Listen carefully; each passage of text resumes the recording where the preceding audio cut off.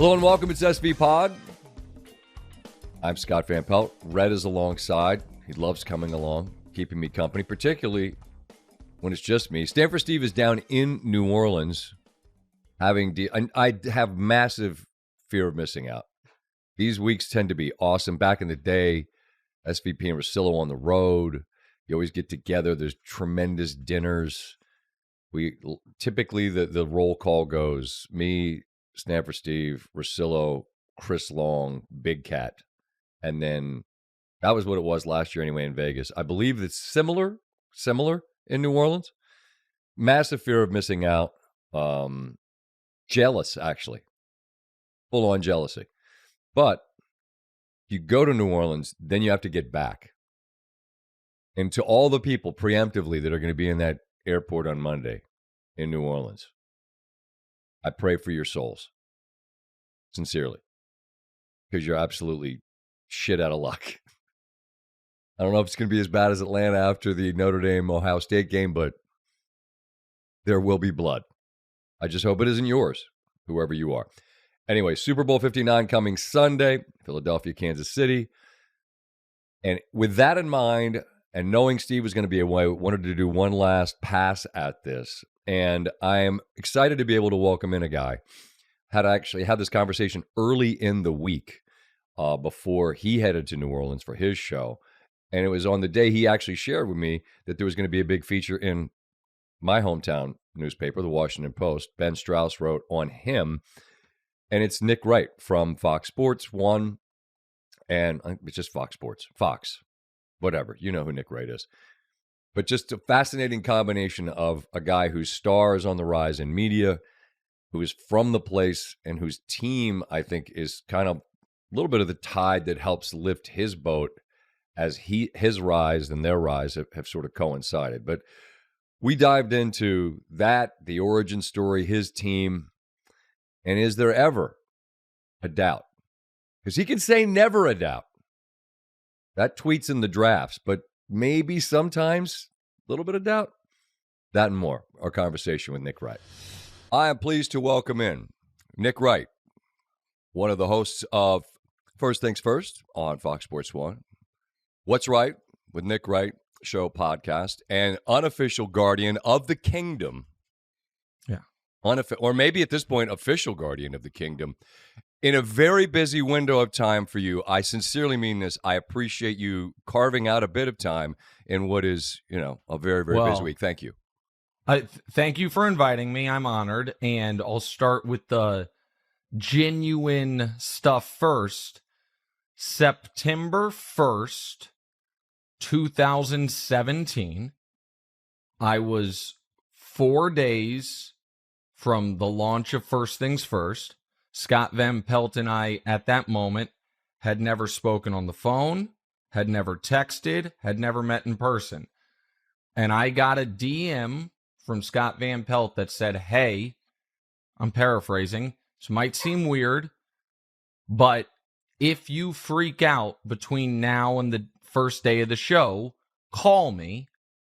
This may or may not make any sense to you. And I thought it was incredibly nice, but also a little odd. I was like, okay, thank you. That's great. Like, you're such a nice guy. And then 2 days later, the night before the start of the show, I freaked out and I called you. And you talked to me for an hour. And it's one of the kindest things anyone's ever done who'd never met me. And I've told that story a couple times privately to people if you've come up, but I wanted to tell it to the audience. It was such an unbelievable thing. And I'm incredibly grateful for it, Scott. So thank you, brother. Well, that's kind of you to share that. I was going to begin with the platitudes and grab ass and say that in our business, anyone that puts on a microphone, they call talent, which implies that you just have it. Some do, some are just on the air. I think you're excellent at what you do.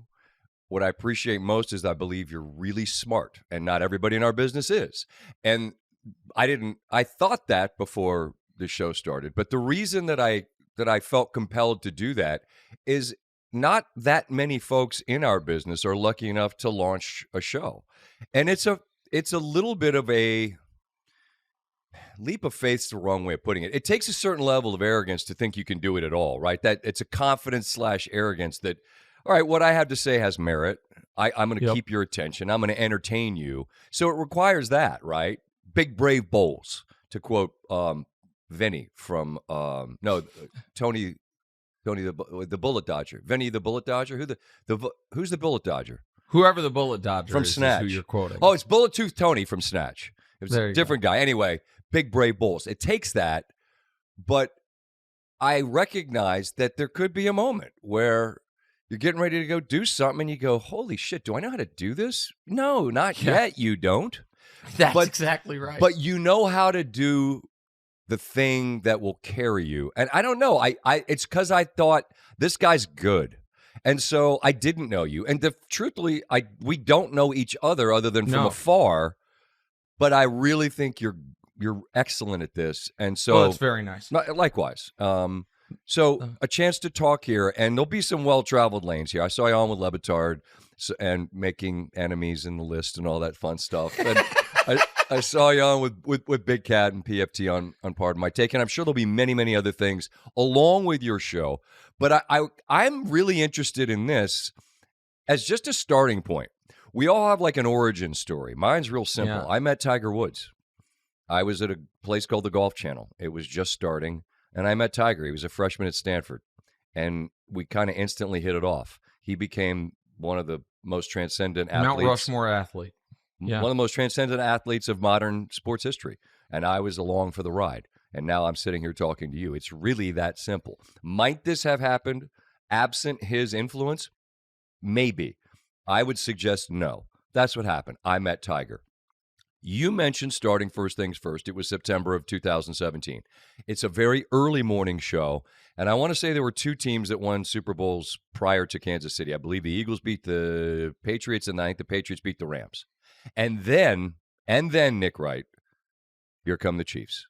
Yes. And I'm interested in your perception of the influence that the Chiefs' run has had and your ascension in media. So I mean, I think and then remind me, because I have a different origin story, but I think you'll like it. But to answer your direct question, I think it has been obviously incredibly. I have had two incredible strikes of good luck. The first one actually predates first things first, which is I'm a high school class of 03, same class as LeBron James. And that's relevant only because my senior year of high school, I was captain of one of the captains of my school's basketball team, which should tell the audience my school's basketball team was truly awful. And I lived right behind the school. And so I walked to school, but also my team, we would have team dinners at my house, hang out at my house because so close to school. And every time St. Vincent St. Mary's was on TV, we got together to watch because it was so cool because it was our age. Sure. And Kansas City doesn't have a basketball team. And so that year I decided wherever this guy goes, I go. I'm just a fan of his team, LeBron James. Fast forward 13 years later, it is the spring of 2016. FS1 has just hired me. And I'm a lifelong LeBron James fan and what I like to say truth teller. Some people say apologist. I say truth teller. And he's down 3-1. And I say to Colin, if he pulls this off, and I think he will, it's not he could be better than Jordan. He is better than Jordan. And for some reason, with some old algorithm of the old Twitter or YouTube or whatever, that clip to this day is, I think, the single most watched piece of media I've ever done. And because of that, I was directly tied to LeBron from a viewer perspective. So then TV show launches, LeBron's back in the finals. He has the greatest game anyone's ever had in game 1 against the Warriors 2018. And I'm kind of the LeBron guy. Yeah. That immediately segues to becoming the Chiefs guy, which started in a parking lot at Arrowhead when I was 10 years old, calling into Chiefs postgame shows as Nick the Kid complaining about Marty Schottenheimer's clock management. Okay. And so I didn't earn that. That was good fortune. And so it has been to be able to go from when people think media, and they are thinking if, the biggest LeBron James advocates, if you will, I'm on the short list, to the biggest Patrick Mahomes advocate, I am the top of the list. It's certainly been better for my career than if my guys were, Paul George and Matt Stafford. Right, nothing against those players. It's just better. Right. Pretty clever to hitch your wagon to LeBron James and the Chiefs as opposed to the Charlotte Hornets and whomever. Right. Exactly right. But along the way, I think, and again, you say truth teller, we traffic in this, facts and opinions. And when I did radio with Russillo, and I loved radio because I think it's the most difficult discipline to do well. Correct. Because it is. You can do it. If you can do it great, you can do everything in our business great. 1,000%. And it's the old line about doing a radio show. A lot of fans that listen think, I could do that. And on a Monday in the NFL season, you're right, you could. You wouldn't be any good at it, but you could do it. You could fill 3 hours during a Monday of an NFL season. Awesome. Come back and do it Tuesday. We'll see you Wednesday. And then we'll see Thursday, you'll figure it out. You'll start ramping ahead. Friday, you'll do some pick segment, whatever else. You could kind of do it, but doing radio really, I think it sharpened a million different things. But you realize there's facts and opinions. Facts aren't debatable. The opinions is what is the sort of foundation of what has become morning television. And it's part of all television. But your fact-based arguments / opinions as it relates to LeBron and Kansas City, they can make people mad, but that's what I think I admire about your approach is I think, well, he isn't wrong. Like, you're not saying some things are opinion, but mostly it's just the recitation of facts. And if those piss you off, then you got to pick something else. You know what I mean? Well, right. And listen, I don't want to.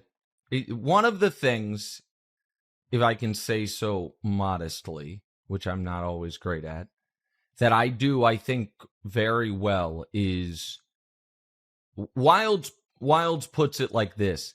The way I argue, it's almost impossible for me to be wrong because the things that are debatable, I cloak in so much data that now, now it's like, well, these are just the numbers. Like, I don't know what you want me to say. You're burying it under facts. Right. And then I slide in some stuff.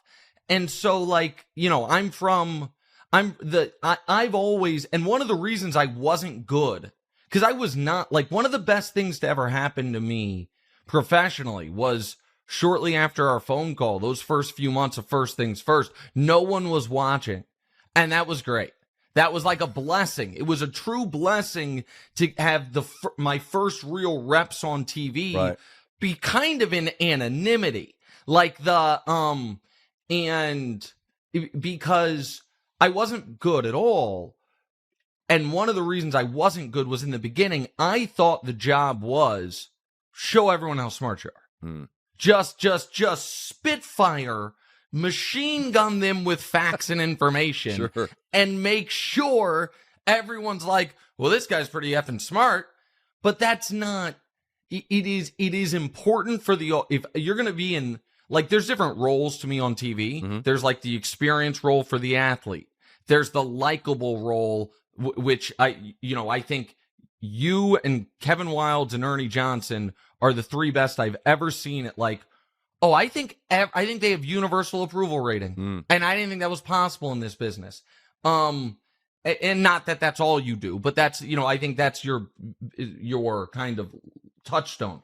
That's kind. There is the troll role, which I don't want to be. The role that I wanted to carve out for myself was, man, the guy does kind of irritate me, but man, he's right a lot. And so that where you're learning something with a smile. And so I had to figure out how to present these facts I have in a digestible way, which, took me years to do. But you're so right about the fact that learning the craft in anonymity was a gift, because if you started and you sucked and it was a big audience, they'd be like, well, that's a problem. This guy sucks. Right. Yeah. But there are so many people, and I've done this. God, I've done it a long time now, and it doesn't feel like it, but years pile on top of years. And I've seen lots and lots of people who you could see early, oh, they've got it, but they just need reps. Because I don't care what you do. If you're a chef, correct. If you're a fireman, whatever, a teacher, any job, you're probably not as good on day one as you are at the end of the year. It's just life. So that early morning space, okay, you learn what the job is. But then as you morph into a more accessible time spot where you are now, on top of the Chiefs becoming what they're becoming, as you're becoming a more comfortable, capable broadcaster. Yeah, that all of it works into your favor, and you all being the Chiefs are in the middle of a run that I get this sense, and I'm curious where you land. I think people really truly understand in a rare way this is the sweet spot. And what I mean by that is I'm here in D.C. I'm back home where I grew up. All right. I grew up with the Redskins. They're now the Commanders, obviously. It was a 4-year, a 4 Super Bowl and 9-year run. They won 3 of them. It's the least appreciated run of greatness in history. And it's because the 3 different quarterbacks won it, which should have made it more appreciated. Because it's impossible. Sure. It's Theismann, it's Doug Williams, it's Mark Rippon, which means what Gibbs and his group did, I think, is unprecedented, because it is. No one's ever done it with 3. It's not an Aikman run. It's not a Bradshaw run, a Montana run, a Brady run, a Mahomes run. It was incredible. And in 1991, Nick, when they beat Buffalo, if you tell any of us, hey, they're never getting back. It'll be 33 years, and they won't be there. We'd go, ha! Folly! What are you talking about? Hadn't happened. We haven't been back. And so when I left Arrowhead for the 3rd time this year, we were there for 2 Monday night and 1 playoff game. I'm at the airport, and I see these young kids, and kids like 10, and I said, I want you to understand something. I realized later I'm like some junkie, like scared straight, but I'm like, hey, it's kid. The greatest time of your life. Hey, kid. It's never going to be this good again, and I want you to truly appreciate. Ask your parents; they'll tell you. And they're like, no, for sure. But I really feel, Nick, at Arrowhead, which is such a special place, that incredible fan base and the organization have guys like Reed and Kelsey that know it doesn't always have to be like this, but it is now, and it won't always be like this, but we're appreciating it. How much do you allow yourself the appreciation as a fan, not a broadcaster, but just as like, is it? No, man. It is. So here is, I think Chiefs fans are in a very, if you're a lifelong Chiefs fan, it's a very unique set of experiences leading into Patrick that I think set you up to appreciate it, because they were a very, obviously they were great right in the beginning of the Super Bowl era, but now you've got to be 70 years old to remember that. Like, so just, let's say people my age, out anywhere in their 40s to 50s. We were really good in the 90s. Yeah. I think the Chiefs won the 2nd most games of any team in the 90s. And then we really didn't have extended periods of bad. You had some awful seasons, but then they were really good in the 90s with Marty. Then they were really good with Trent Green. Mm-hmm. Then they got Andy Reid. Mm-hmm. But between the time when Patrick Mahomes took the field for the first time, they had won 1 playoff game in 25 years, despite 4 times having a bye. It was a fan base that knew, man, we could be really good, and Lynn Elliott can miss 3 field goals. John Elway can rip our heart out. Yep. We can play Peyton Manning and have 0 punts and lose. We can blow a 28-point lead to Andrew Luck. We can blow an 18-point lead to Marcus Mariota because he throws a touchdown to himself to take the lead. And so it wasn't what Lions fans are going through right now, precursor, which is we've never been anywhere good. This is amazing. It was we've been consistently in the mix without having a real chance. And so to go from my whole life thinking, okay, we can be good, but we're going to find a way. The first player ever to be taken out of a football game because of concussion protocols. Jamal Charles in a playoff game that he wanted to keep playing in, but his head bounced off the turf as the Chiefs were going up 28 points. He went to the locker room, and all of a sudden Andrew Luck is fumbling, recovering it, scoring, and we're losing. And so to go from that to the exact opposite feeling, which is inevitable. Right, and inevitable before it was proven. I can't, no one will, people might not believe me on this. Before we had won the Super Bowl, when we had only won one playoff game with Patrick, we were down 24-0 to Houston. Yep. And I was sitting, I think, with Bomani, and I was like, not great, but I think we're okay. Like, it was just, and then when you do that, and then you're down 10 with 6 minutes left in the Super Bowl and win by 11, and then you're down 10 in another Super Bowl and win, down 10 in another Super Bowl and win.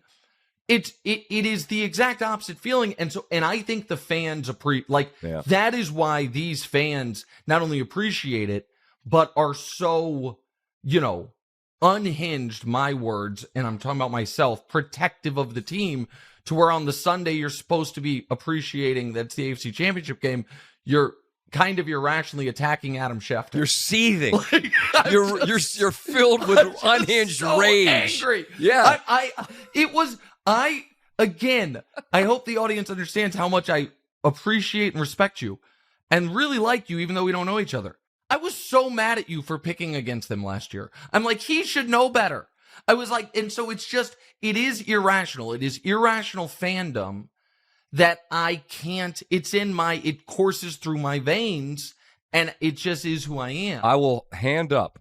I will own the fact that, because I wanted to see Patrick Mahomes and the Chiefs have to go on the road. Absolutely wanted it. And I said it 1,000 times. I want you to hear it for the 1,001st. It wasn't that I didn't believe that he could win on the road. Of course not. I just wanted to see him do it purely as a fan of greatness.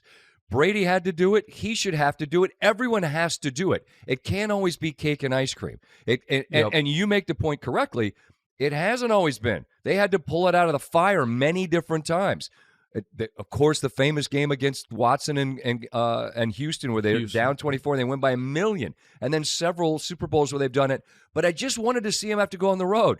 And then last year, there were 4 teams, other than the Chiefs, that at one time or another were the flavor of the week, month, or season. Yeah, Miami Dolphins, Buffalo Bills, Baltimore Ravens, and San Francisco 49ers. And they beat clocked them all in a row. In a row. That's why. And 2 of them on the road. 2 of them on the road, right. And I wanted to see it. And then they're like, Mahomes could have. He wasn't saying it to me. Nick, but he could have been. It's like, is there anything else you'd like to see? You bald-headed bozo. No, and they were Vegas underdogs in the final 3, and that's why I found the gift the sports media has given the Chiefs is they get to be the first ever reigning peak of their powers dynasty, while credibly playing people don't think we're that good card. That's true. And last year I disagreed with it, but they had lost 5 of 8 games at one point. They hadn't gone on the road. It seemed like the entire receiving corps was actively working against the team. So at least last year, there was credible arguments for it. They lost on Christmas Day on their home field to a team who didn't complete a pass after the first quarter. Right. That was the Raiders. So we weren't out of our mind, Nick. No, I wasn't doing it to make you mad. I swear to God. I was doing it because I didn't believe them. Last year, I understood it. I didn't agree because at the end of the day, I was like, well, I don't know. What everyone is saying is the defense is awesome. I don't trust the passing game. And I'm like, I'll sign up for it because I think Patrick will figure it out. Yeah. So last year I got it. This year it felt dumb. And I'm not talking about you because I didn't hear it. This year it was, they had the best record in football every single week of the season, despite dealing with injuries that were the kind of the best type of injuries, which were long-term but not season-ending for everyone except for Rasheed. So you knew all those guys were coming back. They played as many playoff teams as anyone. They lost once all year with Patrick playing, and it was a lot of, like, this team is super vulnerable. This team's not blowing people out. And it was, to me, utter foolishness. And I never understood, because it didn't feel to me in watching other great dynasties that people were this quickly ready to turn the page. And it felt to me all year like people were over this when we're in the middle of it. People got over the Patriots, but that was an 18-year run. Right. This felt different. Okay, here's what I would ask. I'm older, and so part of my brain will always be back of the baseball card guy. And what that means is average runs, hits, RBIs, home runs, right? Not understanding launch angle, spin rate, and any of the other not nonsense, all of the other factors that are part of it. And that's to say that things like regression to the mean and whatever, all those are understoods now that weren't always. And you're a very smart guy that understands all of it, both the back of the baseball card and the advanced metrics. And so when at some point I remember they started getting turnovers, and I remember seeing you tweet something about regression to the mean. They were finally getting turnovers, right? About the Chiefs. And my regression to the mean question as it related to them this year was simply this. You beat the Broncos, the Chargers, and the Raiders, your 3 division rivals, on your home field by 2 points each. One was a blocked field goal. One was a field goal off the upright. Another was a missed field goal by the Raiders and subsequent fumble recovery as they're driving to potentially kick a game-winning field goal. And I'm thinking, do you want to be in the business of beating decent to not great teams on your home field? Arrowhead, for those who haven't been, is incredible by 2 points. And I didn't think it was unreasonable to ask the question, vulnerable, however you want to frame it, that a truly great team with this good a defense and Patrick Mahomes, winning is all that matters, yes, but you don't want to be in the business of winning that way. I don't feel like that's an unreasonable question to have asked. So here's why I felt it was, to me, I don't want to say unreasonable, but the skepticism was unwarranted. Okay, go. If the Chiefs this year were competing with a historically great team that was blowing people out, then it'd be like, man, if they match up with them, I don't know. But instead, I had to listen to the idea that the Detroit Lions beating the Jags by 46 points meant something. It meant nothing. It meant absolutely nothing. The Chiefs were, it is, at this point, I would hope that folks recognize that if one team and one team only every single year plays its best football at the end of their 20 or 21 game seasons that only they have to play, that maybe if that team is led by the best coach in the league, there's a method to it. And maybe other teams, not naming names, but let's say the Buffalo Bills, that in week 3 learn no one can stop the Josh Allen quarterback sneak. So we're going to run it every single time we need a yard. We're not going to develop an alternative, and we're going to put 30 of these on film because it gives us the best chance to win this very football game.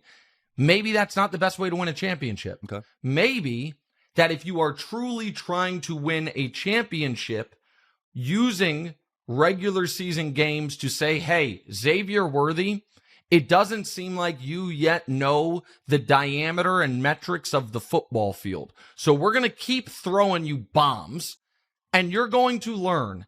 And then in the playoffs, you're going to make your 2 best plays of the year, like our rookie last year, Rashee Rice did. Now, early in the year, would we look better if we just fed Travis Kelce? Sure.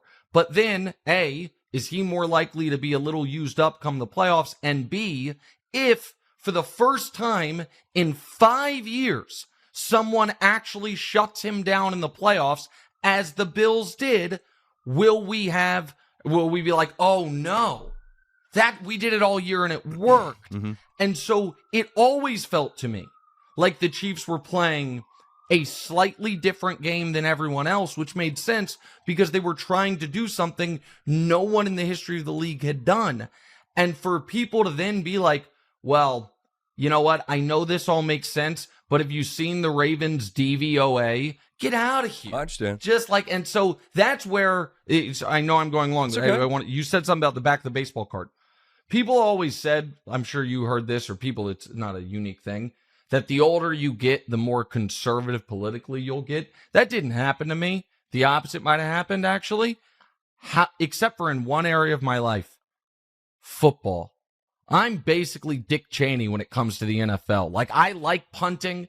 I think these teams are being crazy on fourth down. I respect running the football.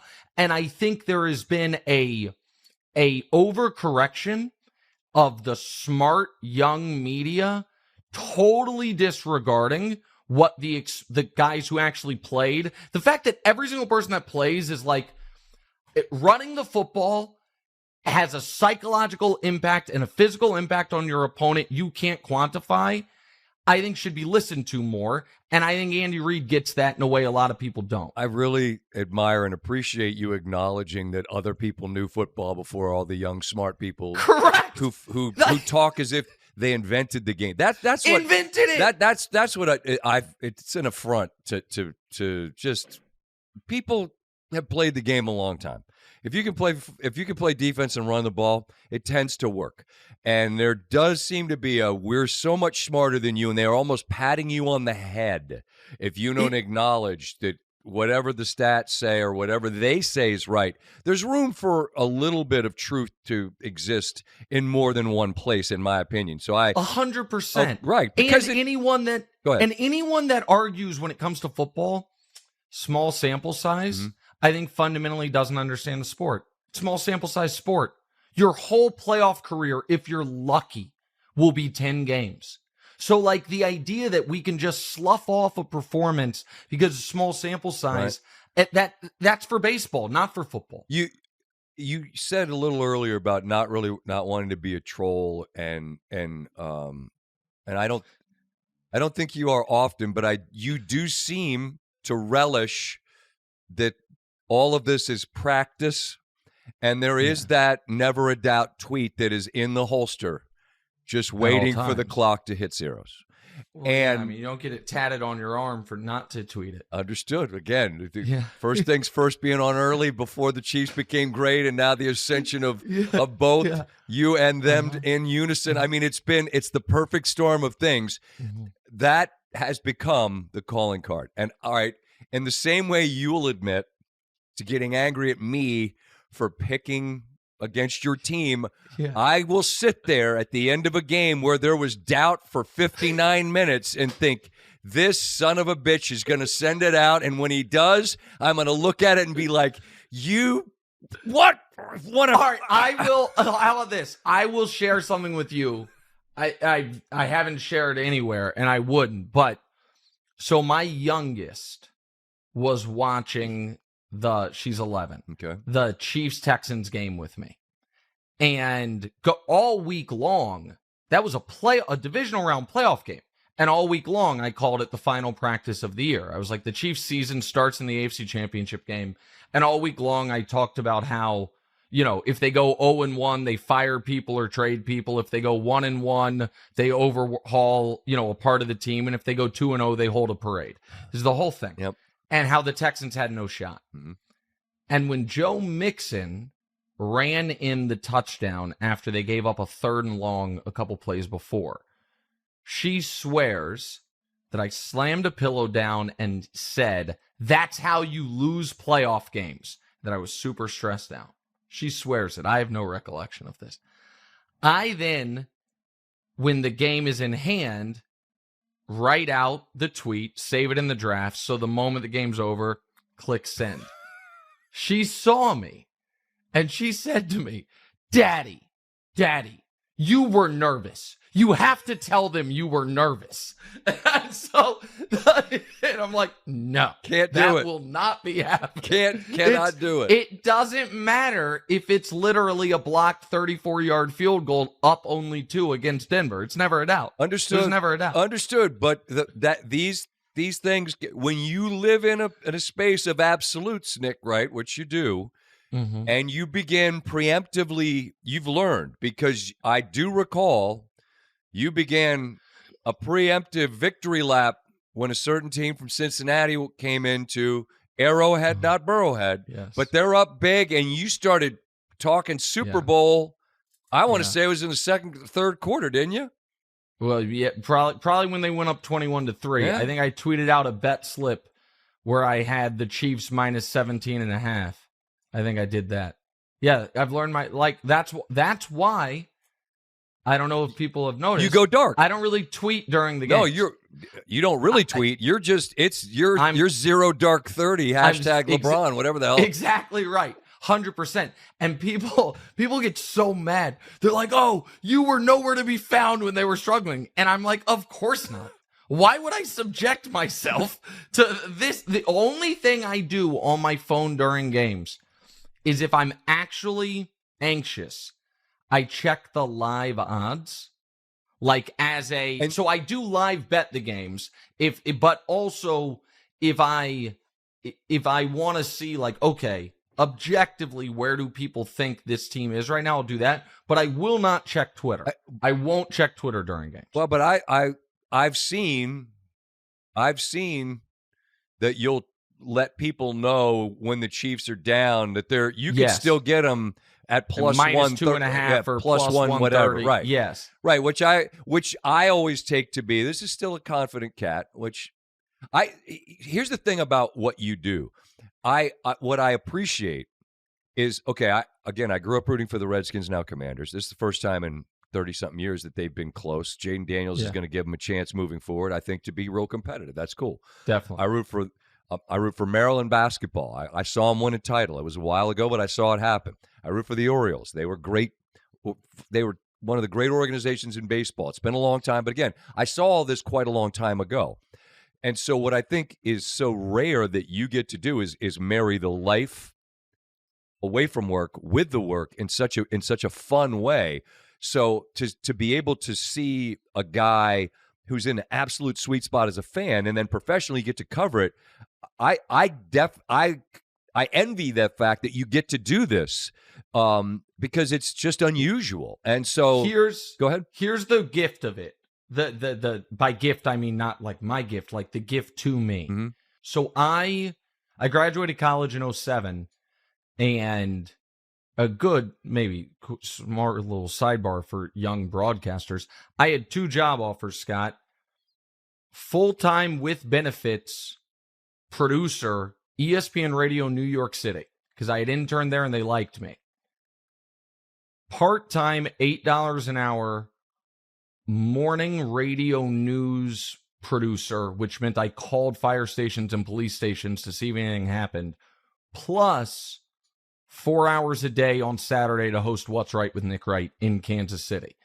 And to the dismay and shock of my parents, I was like, this is a no-brainer. It's like, if I start in New York, you can't start in New York and then get on the air in New York. Nope. I want to be on the air. And so I shouldn't say you can't. It's very rare. So I did that. And I did radio there for 5 years. And then I left to go to Houston. And I didn't know anything about Texas, and I knew What year was that? I did it because that's when I feel like 2012. Okay, that's when you were on my radars. There's this guy that does smart, funny, interesting things. Well, thank you. But it was sad. It was legit. It was sad to leave my hometown. Well, I get it.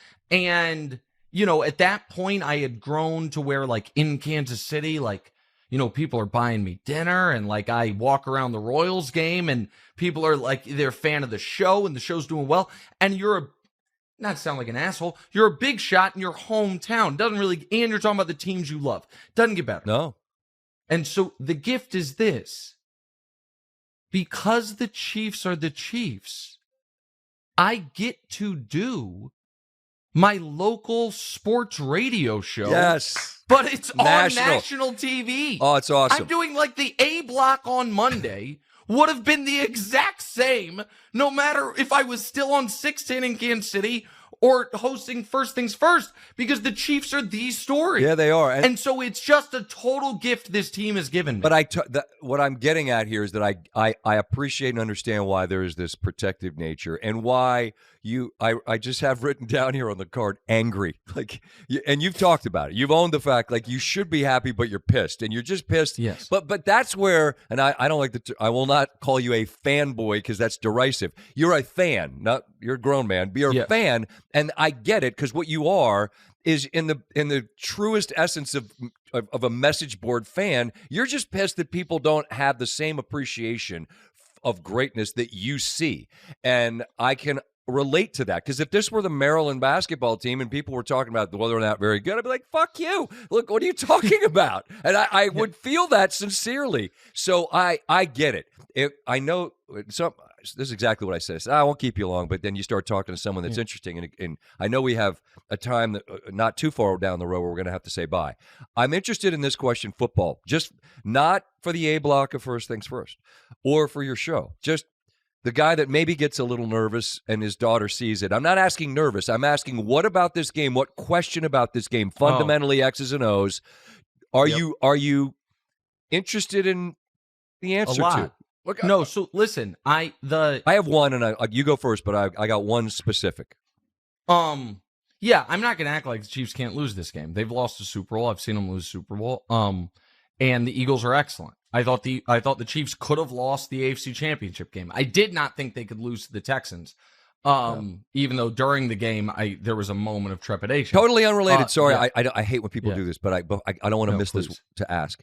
Totally unrelated to all of which I think was BS conversation about officials. I said this on the pod last week. I thought Josh Allen got the first down, unrelated to any calls in the past. It has nothing to do with anything. It's not a conspiracy theory. I thought in that particular moment on 4th and 1, I thought he got it. What did your eyes tell you in that moment? In that moment, I thought, man, that's close. And I saw the ref on the top running in that he got it, and the ref on the bottom running in that he didn't. The one who could see the ball said he did. That's what pissed me off. See, so I've heard people say that. I thought the guy on the bottom, probably the reason his call won out was because he had the better view of Josh. Maybe I'm wrong. Yeah, okay. What I did think was that was overwrought. There's 13 minutes left as far as, it was huge, don't get me wrong, but it wasn't the decisive play. For sure. We don't know. And B, do better. You had failed on 3 of those sneaks already. If it's the biggest play, either get it clearly or run a real play. You were talking about that earlier, that they ran it 30 times and they should have more plays than that. I just thought my eyes told me he had it. They were up 1 with the ball driving. Kansas City went right down and scored anyway. So no one's saying that ended the game. I do want to say one thing about, since you brought it up, because everyone has selective memory on stuff and people get very mad about officiating. On a previous sneak in that game, Josh dove and did the Drew Brees reach the ball out. And the ball came out. And the ball came out. And there was no video ever of who recovered it. What there was video was a Kansas City Chief is holding the ball, waving it to the ref. And the ref is signaling first down for the Bills. And that's because that ref probably, even though it wasn't captured on film, saw Josh picked it up and he knew and whatever. Mm-hmm. I think anyone being honest can say, given the conversation surrounding the Chiefs and the officials, if the exact same thing had happened, it would have been the other way around, the viral moment of the game. That if a Chief dove, fumbled, we never see it recovered, we see a Bill with the ball and the ref's like, nope, keep it moving. There wasn't a second of commentary about that. And so if you watch football, that's fair, looking for single-sided calls, you're going to find them in every game. It's just a miserable way to enjoy sports. Yeah, a miserable way. Yeah, it's like the screenshot, which is my least favorite thing. The screenshot. Hey, look, there he is. He's got a 6-yard gap. There's a wide open window. It's like, you understand how fast? Or the screenshot on holding penalties. Yeah, they're like, look, he's being held. Don't do that. I'm like, guys, if it's a freeze frame, everybody play looks like a hole. No doubt. Like, but okay. I to derailed answer your the conversation. My fault Yeah, there. Back to this Philly, Kansas City. Go ahead. So listen,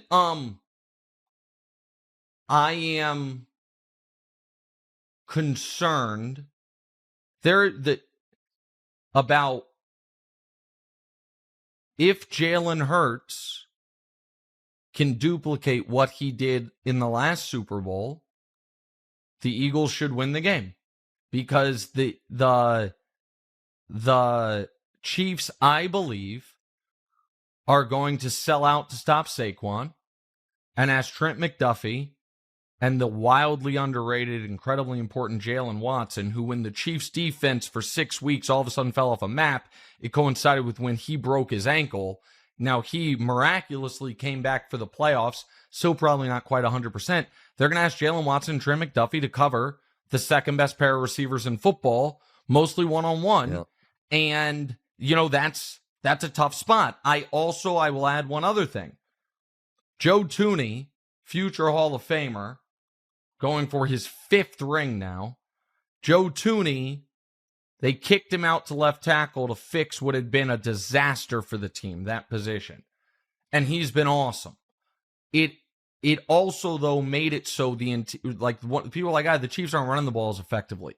Well, because instead of having the best left guard in football, go guard, center, guard, Tooney, Creed, Trey Smith, we now have Mike Caliendo, who's a fine player, who's back up playing guard. So the run game is going to be a bit of a struggle, and Jalen Carter on Mike Caliendo is a concern. Like, it just flatly is a concern. Right. And so I'm not going to act like the Eagles are an excellent team. I just think the Chiefs are going to make Jalen Hurts beat them, and I don't know if Jalen Hurts is going to be able to beat them.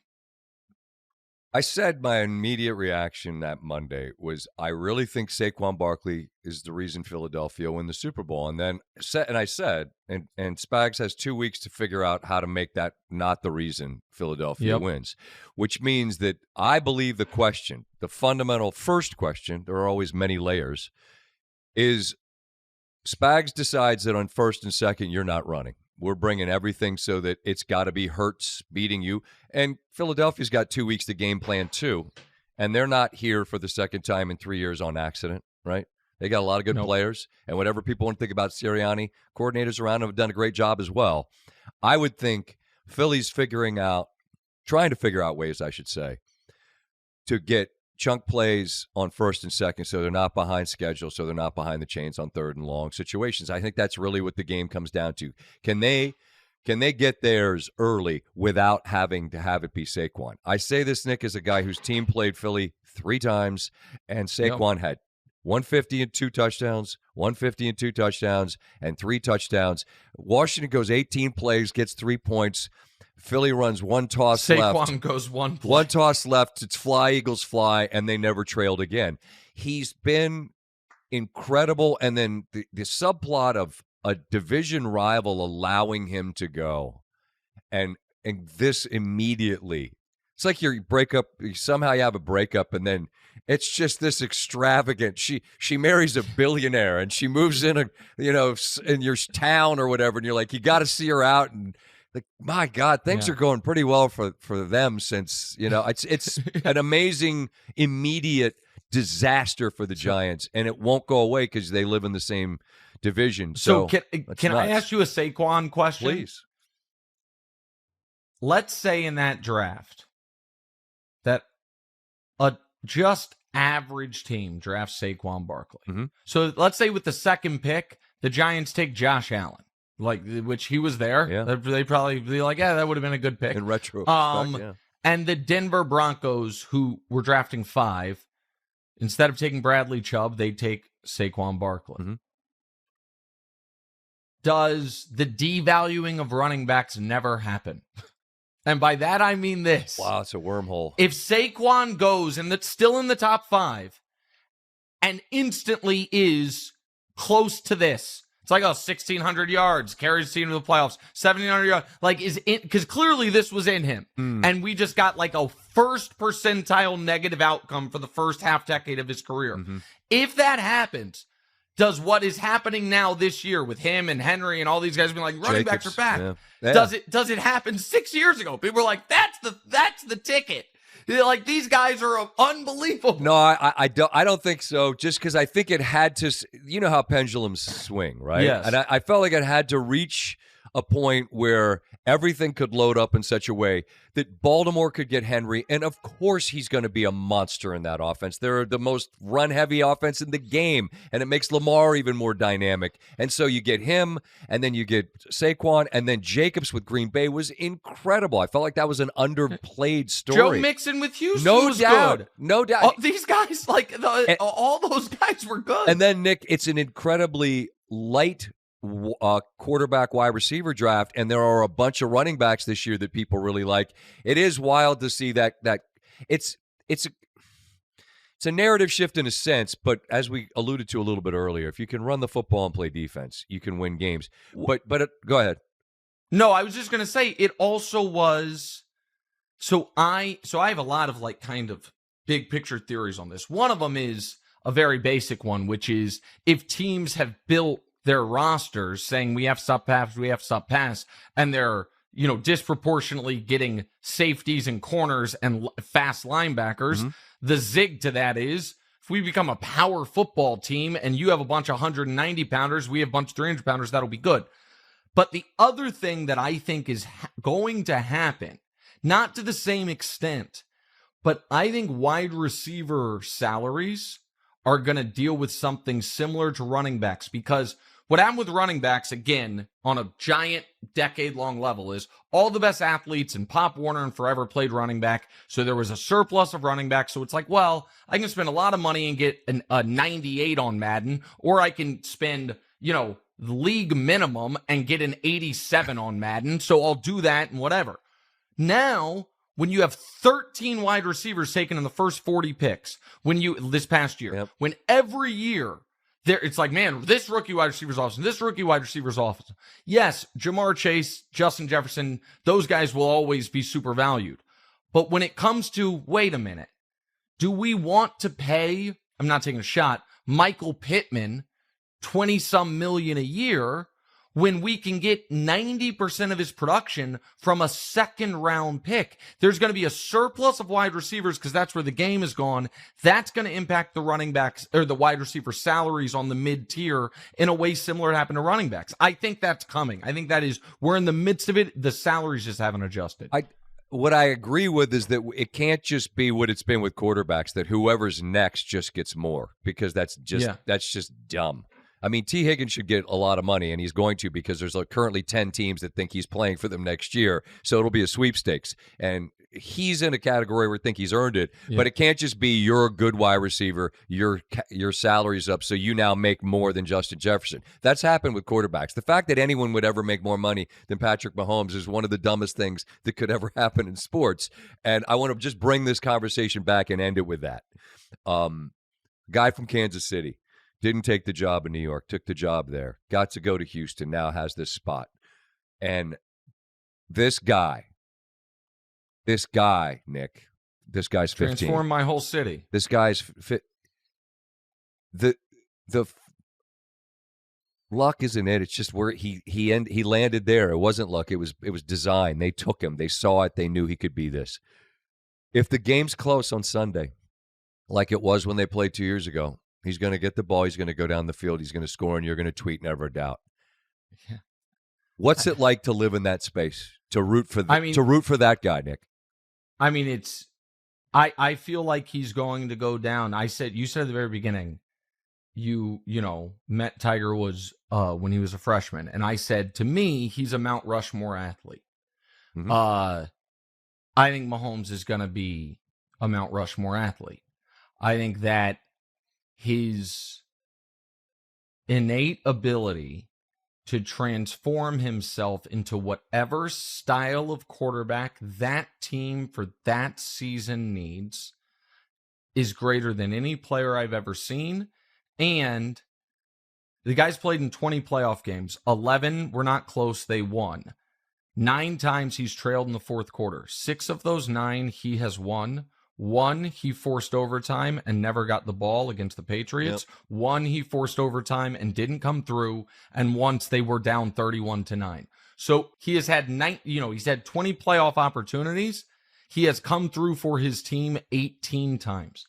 And by the way, in his playoff career, he's had 14 possessions in the fourth quarter, trailing between 1 and 8 points. The Chiefs have scored, tied or taken the lead 13 of 14 times. Sure. So I just think he is that level of player. And then when you add to it, he and his wife built the only city in America that has their women's soccer team has its own standalone stadium is Kansas City. We got the draft because of him. He is trying to bring a WNBA team to town. The way he has elevated my hometown, that I have it's not just I'm from there. My dad was the president of the Firefighters Union there for 30 years. One of my best friends from high school is the mayor. I love Kansas City. And I used to always joke, the difference between Kansas City and Omaha is we have the Chiefs and the Royals. Like, Omaha's fine. Like, what's the value of pro sports? Like, the only reason anyone's ever heard of my town was because we had pro sports. Yeah. And now we have the greatest living athlete in the biggest sport in America, and it's the greatest thing that could have ever happened. It's the sweet spot. You got a meeting to get to. Yes, this was great, man. I really appreciate you, Scott. Likewise, and I just want to close with this, just a thought. I didn't know you when I reached out and sent you a DM, and I don't want this to come off as preachy or whatever else. But you're in the sweet spot too. You got a beautiful family, you got health, you got success, and you got a hell of a lot of runway in this business. And all I would say as a guy who's been really lucky, I hope you continue to stay as lucky as I got to be, and continue to take every opportunity that you get and take chances, take risks, and whatever else, but continue to just be who and what you are, because doing that will maintain what that good fortune. You'll stay lucky because you're excellent at this, man. So may the run continue. Whatever happens on Sunday, it ain't going to change the fact that come Monday, whether there's a parade on Tuesday or not, you're going to continue to thrive in this business, man, because you're excellent. You're the best. That means the world come from you. Thank you, Scott. Tell Stanford Steve I still want to meet him, and I say hello. Likewise, give Wilds and Brew my best, all right? I will. See you, man. Thanks so much to Nick Wright. Busy man all over the place and doing all sorts of pods. But, hey, if my team were doing it, I would be happy to sit and, like Jon Snow, just pull out the sword and take on any and all comers. Although, maybe that's not a good analogy, because Kansas City is the dragon. We'll see if Philadelphia can slay him. I picked them on the air. My guy Marcus Spears joined me from New Orleans on SportsCenter Thursday, and he too picked the Eagles. I did say that nothing will feel dumber than when the Chiefs, who as many say are inevitable, when they're winning and there's red and gold confetti falling on Sunday, you're just going to be sitting there going, what a dumbass. Why did I pick them? No one told Nick Wright that I picked Philadelphia, because apparently I made him mad last year when I picked against him. I was wrong every single time. Probably be wrong again. I just think Philly's good. I think Saquon's the difference. I really do. He's been that good, been that impactful all season long. Had hoped to have a Philly side in this, but I should know better, particularly having lived it. When you get to Super Bowl week, it's chaotic. It's when you're in it, it's sort of organic, embryonic, moving target at all times. It's fluid. You're with people. They've got their people. We got a lot of overlapping circles, social things happening, all of which is to say that I get it. It's difficult to kind of make things work out the way your best laid plans might have envisioned it. So in the end, the Philly content here will have to be me picking the Eagles and saying, go Birds. And that's what I got. So thanks to Nick Wright. And as I said, my admiration for him. I think he's excellent in this gig, and hope his star continues to soar and rise. If Kansas City wins, he will be absolutely insufferable. He knows this. I'm sure he's got the tweet in the drafts now. I failed. I should have asked, do you have the tweet in the drafts now? You know he does, because it's chapter and verse of what all of this is, right? And by the way, on Thursday night, LeBron went for 40-something, and I saw Nick tweeted something out about how you're never going to see this again, preemptively saying the three-peat was happening. We shall see. So thanks for being with us. I'm going to get red. We're going to dive into the weekend. Be well, and we will see you next week. Stanford Steve will be back from New Orleans, presuming. Fingers crossed. Whatever you do, don't go to gate A6.